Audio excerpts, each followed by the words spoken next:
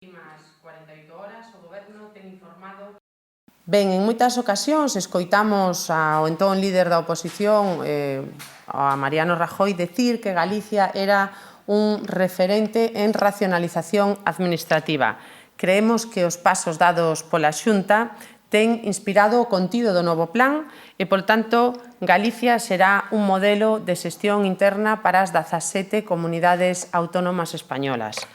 Iso supón unha tranquilidade, a de saber que a adecuación á norma non será traumática, é un orgullo o de ser modelo de administración pública de referencia para o conxunto do Estado.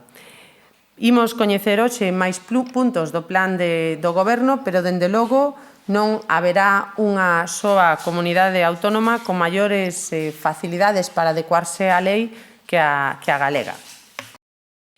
Non coñecemos na súa totalidade o texto deseñado polo Goberno, pero dos aspectos que sí coñecemos que estarán nese plan estatal, hai algúns que xa se teñen abordado, como a reducción da estrutura da Xunta. Nos a rebaixamos nun 40% o número de consellerías e nun 50% o número de altos cargos.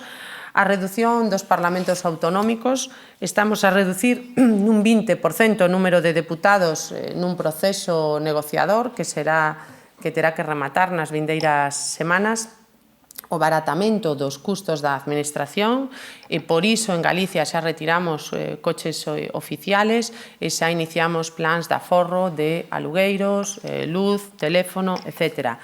Tamén a supresión dos denominados chiringuitos, que en Galicia xa estamos no número de 56. E logo, respecto da reforma da administración, comparte o partido?